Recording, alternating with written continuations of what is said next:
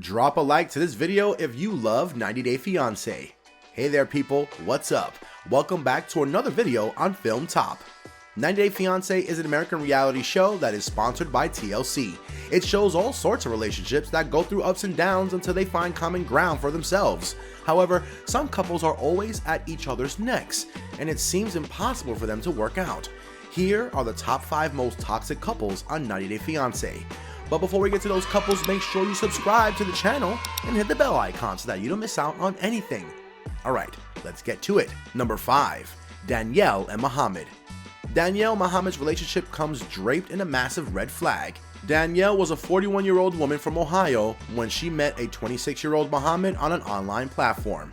From the very beginning, their relationship was shaky as Mohammed lied about his job and Danielle lied about her credit cards. Despite all of it, they still decided to go through with their wedding, which meant more space for drama. On their wedding day, in front of their guests, Mohammed refused to kiss his wife. One would assume things would have ended there, but they still went on and tried to make their marriage work. But like two parallel lines, they couldn't find common ground. Sometime later on a show to find out how the couple is doing, Mohammed said on public television that he doesn't want to have sex with Danielle as she smells.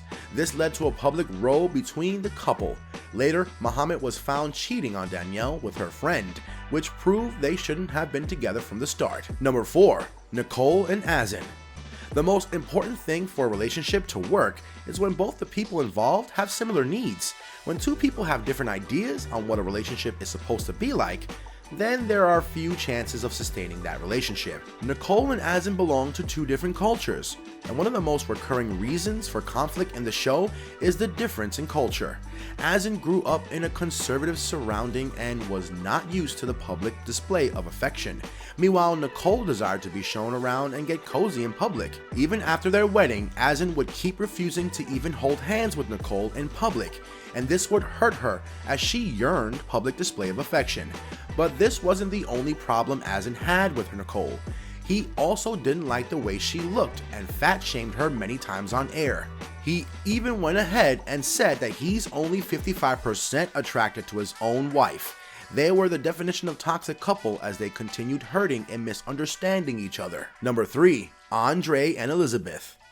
In the present political age, it is foolish to be blatantly misogynistic on air or expect your wife to surrender all of her life choice and obey like the wives of the Victorian age. But apparently, Andre did not know this, and he continued to persistently police Elizabeth's choices, where she's going, who she's meeting, things like that. Elizabeth had grown up in America. She was used to making her own independent choices and live her life the way she wanted. She loved Andre, but did not like his suspicious nature that often led to a fight between them. Elizabeth's family and friends did not like Andre's controlling nature at all and were adamantly against it because they saw how it was negatively impacting Nicole's life. It became so bad that Elizabeth's brother Chelsea and Andre even broke into a fistfight during the family dinner, which was very upsetting for Elizabeth. Number 2. Nikki and Mark. You know it's toxic relationship when the age gap between them is more than 20 years. Mark, a 40-year-old, invites Nikki, a 19-year-old from the Philippines, to live with him. It seems glaringly weird when on their way from the airport, Mark scolded Nikki like a dad screaming at his child for touching the window. Later in the episode, we continue seeing that Mark treats Nikki almost like his child. The weirdest part about their relationship is that Nikki is almost the same age as Mark's daughter. If you don't know what makes a relationship dysfunctional, then the fact that your partner's age is closer to your child than yours is definitely a factor that counts. Besides that, the relationship only gets creepier as Nikki finds out Mark's ex-wife's name was also Nikki, and he has been passing down her clothes and car to his new partner, Nikki. Not sure if he was delusional or not, but this relationship was creepy in every way. Number 1. Larissa and Colt. Let's end this with the most toxic couple in the show's history, Larissa and Colt.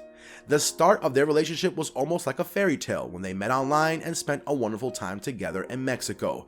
But once Larissa came to America, things started to go downhill.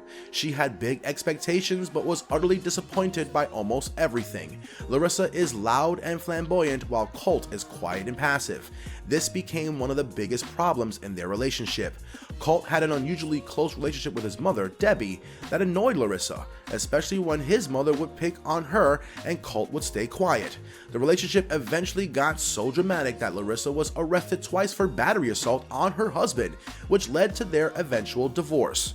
She accused Colt of cheating on her, who admitted he was in such a dark place that he emotionally invested himself with his friend Vanessa. The couple is apart now, but the drama between them continued to exist. The couples proved that happily ever after is only something that exists on the pages of a fairy tale and not in real life. That being said, the show promises entertainment and these couples deliver it. And that brings us to the end of our video, and we hope you guys enjoyed it. If you haven't liked the video yet, it's not too late, give it a thumbs up. We'll be seeing you soon.